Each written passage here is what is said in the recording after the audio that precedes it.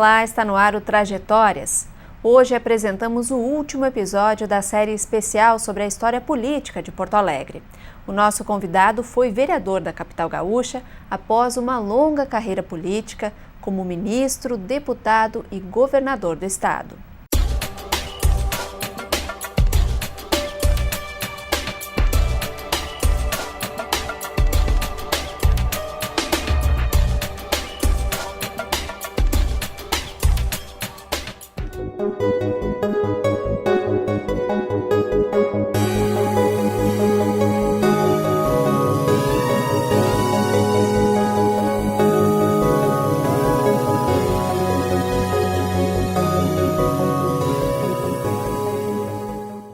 Jair Soares, bem-vindo ao programa Trajetórias. Muito obrigada pela presença.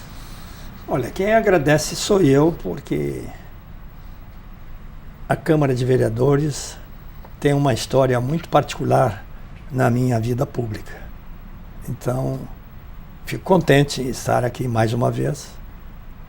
Aliás, eu venho muito seguido aqui, sou muito convidado. Agora mesmo vai ter uma sessão solene para festejar mais um aniversário da nossa gloriosa Brigada Militar. Eu estarei presente. Pois é, para a gente falar dessa sua longa vida pública, pela qual a Câmara Municipal passa também, quero começar lá pela infância, né? O senhor nasceu aqui em Porto Alegre, é natural de Porto Alegre, estudou num dos colégios mais tradicionais da cidade, o Anchieta. Qual é a sua principal lembrança da capital da sua infância? Bom, naquela época, nós vamos falar na década de 40. Assisti a enchente de 41. Isso foi uma lembrança inesquecível, né? Existiam os bondes. Outra lembrança extraordinária. Em 1970, quando o prefeito Telmo Thompson Flores resolveu acabar com o bonde, eu me recordo que eu levei a minha filha, a Rossana, para andar pela última vez no bonde em Porto Alegre. Depois ela só foi andar de bonde na Europa, que lá não tiraram os bondes até hoje. O senhor considera que foi um erro, digamos assim, ou que hoje falta a cidade... de visão, né? Como a ferrovia no país, né? Essa falta de visão que o gestor, às vezes atropelado pela modernidade, atropelado para fazer algo diferente, comete erros. E só comete erros quem trabalha, né? Erros que só se verifica depois de muitos anos, né?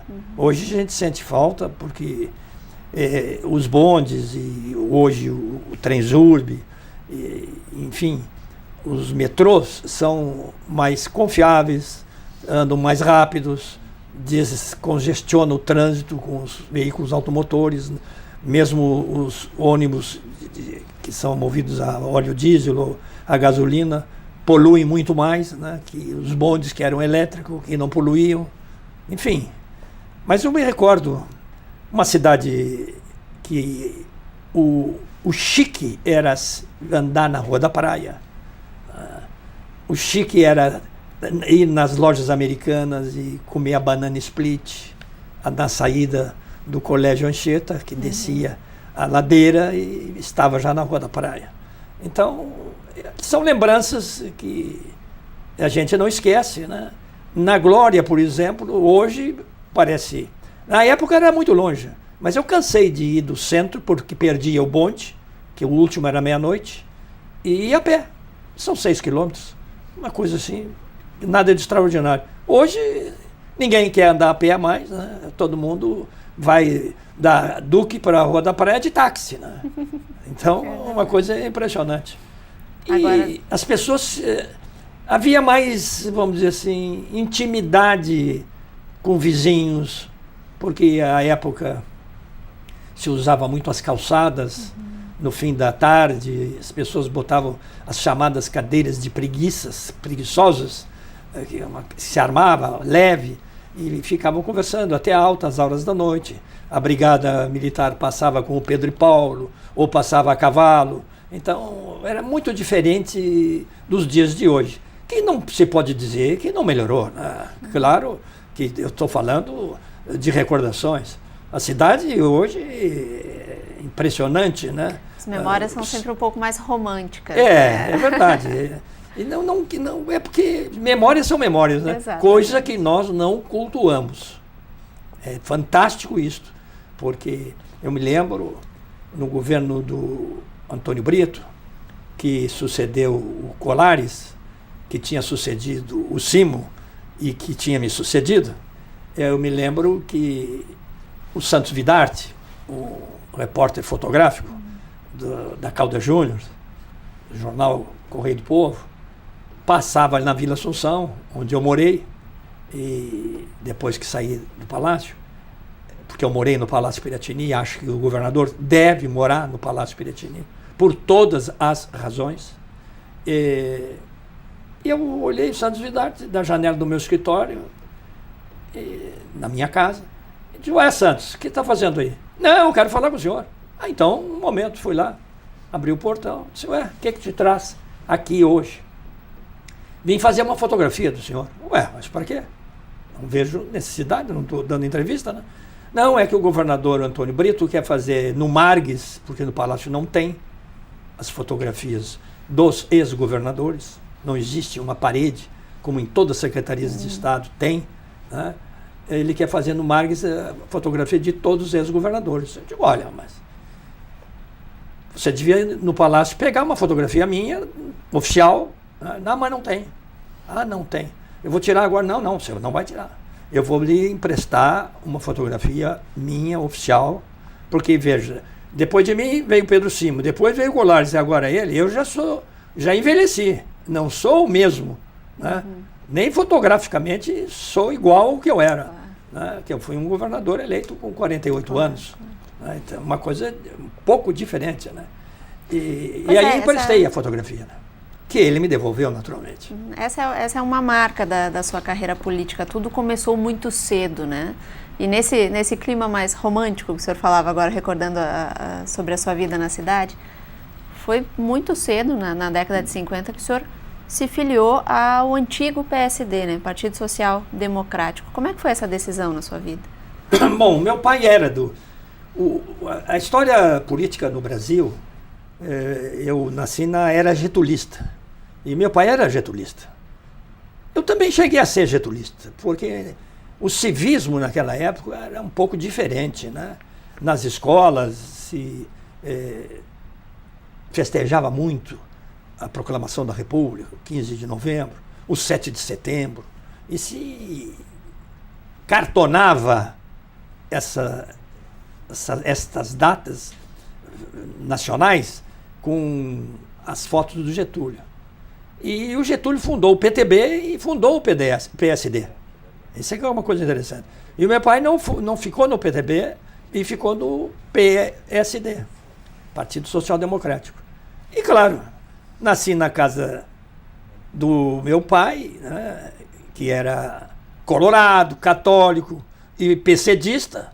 Todas essas três coisas vieram, né, da família, né? Mas eu me afeiçoei tanto que quando foi criado o PDC, Partido Democrata Cristão, e meu pai era muito católico, como eu sou também, e ele se filiou ao PDC. E eu tinha já naquela época grandes amigos, inclusive tinha trabalhado como oficial de gabinete, chefe de gabinete, no primeiro governo do Dr. Hildo Meneghetti, com o major engenheiro metalúrgico Euclides Triques, que era secretário das Obras Públicas.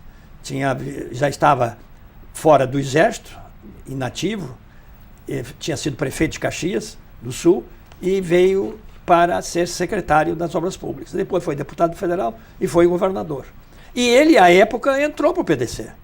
E claro que além do meu pai, do major Euclides Triques, ex-governador, do doutor Eduardo Martins Gonçalves Neto, enfim, o doutor Fernando Gueida Fonseca, que também era do PDC, do grande jornalista Rodrigo, do Correio do Povo. Me pressionaram, mas eu não saía. Porque havia uma tradição no Rio Grande do Sul que não se mudava de partido. E eu queria conservar a minha posição no PSD. E cheguei a ser vice-presidente da Mocidade, né? Mas até 1978, quando eu era secretário de Estado da Saúde e Meio Ambiente, eu fui chamado a Brasília, porque era amigo pessoal do general Figueiredo, e ele pediu que eu concorresse. Eu estranhei, porque eu era um técnico, né? E tinha 30 anos, pouca idade, e não tinha trabalhado na Secretaria de Saúde, embora tivéssemos feito um trabalho que eu reconheço, que foi a maior e melhor equipe de saúde pública que esteve lidando e combatendo as doenças, né? Naquela época a varíola ainda existia. Hoje os médicos se formam e não viram nenhum caso de varíola. Nós erradicamos, foi o primeiro estado do Brasil que erradicou a varíola. Controlamos a paralisia infantil, a difteria, o tétano, a coqueluche, o sarampo, a rubéola, a cachumba. Introduzimos obrigatoriamente em todas as crianças que vão se matricular na primeira série do primeiro grau o BCG intradérmico, que protege contra a tuberculose, uma vacina com titulagem, uma vacina que ainda protege contra alguns tipos de neoplasias, que é o câncer. Essa também é uma marca muito forte sua. O senhor falou, eu era um técnico. O senhor realmente teve vários cargos como chefe de gabinete, sempre no executivo, né? Auxiliando nesse sentido. Eu passei para lhe dizer... Mas a sua formação é dupla, né? Ela é na saúde, em odontologia e em direito, né? Sim, mas é uma coisa interessante, né? Porque eu me preparei. As pessoas podem achar... A vida da gente, a gente nasce e ninguém sabe o que vai acontecer. Os desígnios podem acontecer, mas a gente não sabe. Mas eu antevi a possibilidade de chegar ao governo do Estado na década de 1950. Era um jovem com 19 anos. Era o seu objetivo entrando na política? Eu tinha um objetivo, mas não de ser político, mas sim de ser gestor. É uma coisa completamente diferente. E as coisas foram se somando. Eu faço um concurso, na época não era concurso público, era público, mas não era chamado concurso público, era chamado prova de habilitação.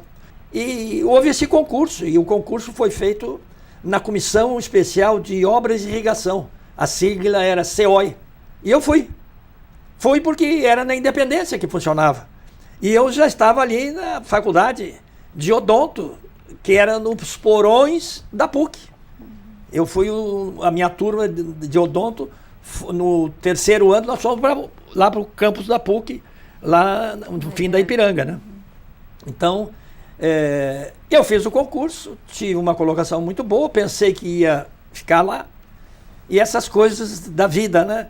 E me lotam no almoxarifado das obras públicas, do lado da Casa de Correção, onde funcionava ainda, naquela década, a energia a carvão na volta do gasômetro. Então, ali não se podia ir de camisa branca. Tinha que se trabalhar de guarda-pó, com um lenço no pescoço, porque aquelas partículas caíam, né? E, no princípio, parecia para mim que aquilo tinha sido um castigo, né? Embora tivesse tirado segundo lugar na prova de habilitação. Mas, de repente, depois de 3 anos lá, isso foi em 52, em 55 o Meneghetti ganha a eleição, né? Já tinha vencido o Brizola para a prefeitura, e eu fui convidado, mas eu era menor, mas em 55 eu já era maior de 18 anos, e vai lá o doutor Eduardo Martins Gonçalves Neto, engenheiro, catedrático da Faculdade de Engenharia e diretor-geral da Secretaria de Obras Públicas. E sabendo que eu era vice-presidente do Departamento da Mocidade do PSD, me pergunta se eu não gostaria, como é que eu receberia o convite para trabalhar como funcionário apenas requisitado do almoxarifado para o gabinete. É claro que eu não tinha nem traje, né? Eu ia trabalhar de manga de camisa, como a gente diz, né? E o Dr. Lauro Pereira Guimarães, que faleceu o ano passado, uma figura extraordinária, promotor público, faleceu como procurador de Justiça e foi Procurador-Geral da Justiça do Estado, era o oficial de gabinete. E eu comecei assim, a aparecer no gabinete recortando jornal, fazendo o álbum do secretário. Naquela época, e hoje deve ter ainda, tinha os lápis Johnson, bicolor. Aliás, Johnson não, João Faber, bicolor. Vermelho numa ponta e azul na outra. E eu fazia uma espécie de moldura, colava e fazia uma moldura. E, claro, batia a máquina e depois furava e botava encapado e botava na mesa do secretário. E um belo dia ele me perguntou por Lauro Guimarães, quem é que agora está fazendo isso aí? Então, uma coisa tão bem apresentada, né? Aí o Jair, o Lauro disse para ele. E eu batia muito bem a máquina, porque eu acostumado lá no almoxerifado. E tinha prova de datilografia. E eu batia bem com os 10 dedos. E ele inventou de fazer a taxa de transporte. E teve que avisar para todos os prefeitos, todos os vereadores, né, todos os deputados. Então, o Lauro Guimarães, que uma cultura extraordinária, ele digitava para mim e eu na máquina. Então, começamos a passar. Naquele tempo, o telegrama era mais fácil ir até o município, mais rápido do que o telegrama, né? É como o telefone. Era mais fácil pegar um Douglas da Varig e ir ao Rio do que falar com alguém da capital da República, no tempo do Rio de Janeiro. E foi a eficiência que foi ele colocando nesses aí postos. ele disse assim, e o que ele está fazendo? Não, ele faz isso, faz aquilo outro, bate bem a máquina, aquela coisa toda. Vê se dá um FG para ele. Depois o Lauro, fiquei muito amigo do Lauro Guimarães, no meu livro eu homenageio ele, né, como um mestre, né, e meus governadores com os quais eu trabalhei. Eu acho que a gratidão é uma coisa que deve ser própria da criatura humana e não é. Não é. Os políticos sabem bem que você faz muitas coisas e não faz uma para uma pessoa, ele não gosta mais e não presta, né? Porque para ele a gente tem que fazer tudo que pede, né? Pois é, para a gente entrar nessa questão mais política. Agora o senhor acabou de falar que nos anos 50 anteviu a possibilidade de ser governador e esse passou a ser o seu projeto. Não, porque aí, só concluir esse pedacinho. Aí eu, de auxiliar de gabinete com uma função, um FG1, eu fui a oficial de gabinete numa rapidez também extraordinária, porque o Lauro assume a chefia do gabinete. E ao assumir a chefia do gabinete, bom, eu já era uma figura já praticamente integrada no gabinete, porque como ele era militar e tinha pontualidade, e uma das coisas que eu peguei dele muito, né, embora na minha casa também se obedecesse muito o horário de levantar, por causa de colégio, né? E não tive internato, mas era quase um internato. O Anchieta era muito rigoroso, jesuítas, os padres lá, né? E aí ele me convida para oficial de gabinete. E eu, claro, fui numa loja naquele tempo, o Renner, o Gaspari, as grandes lojas, o Homero Camiseiro, me fardei, andei mais bem arrumado, né? Porque eu oficial de gabinete, gravata, aquela coisa toda. E o Lauro faz concurso para o Ministério Público. E vai para Iraí, nomeado, vai para Iraí. E ficou aquela coisa e o governador, eu era estudante de odontologia, e o governador me convida para chefiar o gabinete. O governador, à época, secretário. E eu fiquei... Aquele momento, para mim, foi decisivo. Eu disse, mas vem cá, em 3 anos, 4 anos, eu alcancei isso pelo trabalho, pela assiduidade. Então, vamos dizer assim, em 1957, eu já tinha um alvo, né? E aí foi uma coisa crescendo. Eu nunca fiquei no ostracismo, que se chama quando a gente está fora, né? Agora... Deu certo, o senhor se elegeu governador do estado. Sim, deu certo. Em 82. Agora, como é que foi essa sua... O senhor foi o primeiro governador de transição, digamos assim, primeiras eleições diretas. E apesar de ser vinculado à Arena e ter sido ministro do general Figueiredo, O senhor foi eleito. Como é que o senhor avalia essa eleição que foi histórica para o Estado num momento de redemocratização? Pois é. Acontece quando o presidente Figueiredo me chamou e quis que eu concorresse, ele já tinha na cabeça, porque eu disse para ele, mas eu não fiz política na saúde, eu fiz política da saúde, não fiz política na saúde. A língua portuguesa a gente tem que saber usar, né? E então eu não tenho, e ele era ministro-chefe do SNI. Então eu tinha uma amizade grande, ele me tratava garoto de ouro dele. Então, aí ele disse, não, você vai que você tem muito prestígio. Eu, de fato, naquela campanha, eu não gastei um tostão. Sabe lá o que é isso, fazer uma campanha? Fazer 100 mil votos e não gastar nada.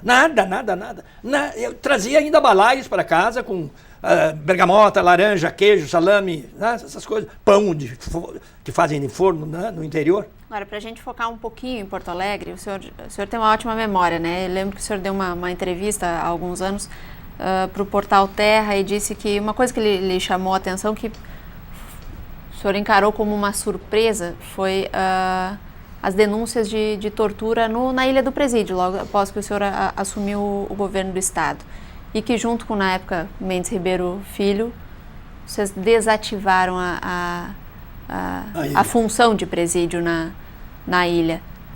Eu lhe pergunto o seguinte, como a partir da sua trajetória e dessa sua ligação também com o presidente Figueiredo e com o regime militar, como isso se deu? O senhor falou na entrevista que foi uma surpresa, mas o senhor não imaginava isso em Porto Alegre? O quê? A tortura? A tortura. Não, eu sempre fui contra. Eu sou um homem moderado, eu aprendi em mesos virtus. No meio está a virtude. Então, nem 8 nem 80. Então, eu sou conservador e sou de centro. Não tem para mim esquerda nem direita. E por essas posições, aqui mesmo na Câmara, quando eu venho como vereador, depois de ter sido governador. Foram duas únicas experiências legislativas, como vereador após ser governador e como deputado federal dentro da sua carreira, que é basicamente executiva. Eu fui 2 vezes deputado federal, né? Uma antes de ser governador, quando eu era ministro. Seu perfil político é mais executivo do que legislativo? Eu gosto mais do executivo. Me realizo mais, né? Embora eu goste de fazer discurso, gostasse, né? Hoje não, estou cansado de me ouvir, né? A gente cansa, né? Agora... Mas aqui eu vou lhe deixar este livro, que é uma história interessante, e sobre a história da tortura, eu tinha uma posição muito forte, não só porque eu não fui indicado pelo partido para ser secretário de Estado. Essa é uma história interessante que eu conto aqui nesse livro, né? Não é uma biografia, são memórias políticas, de que já na Secretaria de Saúde, que eu vi que tinha uma equipe que era muito capaz, mas não estava acionada para fazer o trabalho que eu queria. Então, eu pedi para um pessoal fazer uma análise institucional, uma verdadeira tomografia da situação. E eu gostei muito do médico que chefiou essa equipe. E quando terminou a apresentação, eu pedi para ele ficar no gabinete. Isso em 1971. Na época, tinha que mandar a ficha aqui para o DSI, do SNI, uma secção aqui que funcionava lá no Paraná, né, junto com a Polícia Federal. E numa noite, os técnicos tudo com uma cara de velório, né? Eu digo, mas o que houve? Eu disse, não, o doutor Arcoverde foi vetado pela SNI. Mas como? Não, foi vetado. Aí eu disse, não, mas de manhã eu vou lá. Aí eu vou lá. Chego no Coronel Portinho e digo, mas o Coronel Portinho, que negócio é esse? Um técnico? Estou fazendo um programa técnico na Secretaria de Saúde? Nós estamos com um programa, vai ser uma revolução na área da saúde?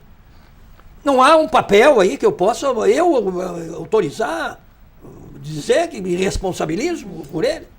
Não sei o que, tirou então numa gaveta um papel, preenchi, assumi a responsabilidade. Aí perguntei para ele, Mas me diga por que vetaram ele. Que eu era amigo do Coronel Portinho. Tanto é que quando eu fui ministro, eu levei ele para Brasília e botei ele no IAPAS de Brasília. Porque ele era um homem bom, né? Ele disse, não, é que ele, na ficha aí, ele é concunhado do Ney Moura, que trabalhou como oficial de gabinete do Brizola, o que não era verdade. Sei que tem muita história para contar, mas a gente gente tem que encerrar o programa. Já? Mas para a gente fazer esse encerramento, eu gostaria que o senhor fizesse uma avaliação depois de toda essa história e com essas posições, e depois de passar do Brasil por esse período nebuloso, digamos assim, né, com as regras um pouco difíceis. E o senhor feito essa transição para a redemocratização, depois como vereador e um cidadão de Porto Alegre, eu gostaria que o senhor fizesse uma avaliação da sua expectativa para o futuro da política no país e na cidade. Bom, eu acho que a situação que hoje o Brasil vive foi bom acontecer, porque a justiça ela tem que se sobrepor a tudo. Ela tem que existir de maneira igualitária. Todos nós estamos nos limites da lei. E isto vai passar limpo o Brasil. Vai se verificar que não adianta querer aplicar a lei de Gerson, né, levar vantagem em tudo, não adianta isso. Eu me sinto muito mal, né, diariamente, onde eu vou em lugares públicos, ao contrário de outros que são vaiados, eu sou homenageado, que falam nesse negócio da honestidade, e eu acho isso desagradável, porque isso deve estar no biotipo de cada um, isso deve ser uma coisa mais que normal, é uma exigência da cidadania. Agora, Porto Alegre, o que me agradou de vir de vereador, e aqui me sentar com um grande vereador que foi o João Dib, com o Pedro Ruas, com o Henrique Fontana, com o Chirac Xavier, para falar, inclusive, sou amigo deles, eles têm posições antagônicas, mas somos adversários, na pleiade, no momento eleitoral. Fora disso, sou amigo, abraço, me encontro, falo, né? E eles se admiraram muito quando eu vim aqui na casa. Porque eles quiseram me dar um tratamento, eu tinha que ir à tribuna e dizer, eu aqui sou um vereador como os outros. Eles me davam um tratamento diferenciado. Achavam que eu estava assim, numa redoma, né, com salto alto. Fica o seu recado de honestidade e diálogo, então, para o futuro. Eu acho que esse recado é importante. Tá e certo. A nossa cidade, ela, naturalmente, ela precisa de mais gestão, né, de mais trabalho dos administradores, porque eu conheço várias cidades no mundo inteiro, mas Porto Alegre é realmente uma das melhores cidades do mundo, não só pelo seu povo, não só pela sua situação às margens do Guaíba, né, que isso é uma beleza extraordinária, mas também pelas peculiaridades que Porto Alegre nos dá. Tá certo. Jair Soares, muito obrigada pela participação aqui no Trajetórias. Eu que agradeço mais uma vez. Tá certo. Com esse recado, a gente termina então a nossa série especial sobre a história política de Porto Alegre em 2015. Eu agradeço também muito a sua audiência. A gente se vê no próximo programa. Até lá!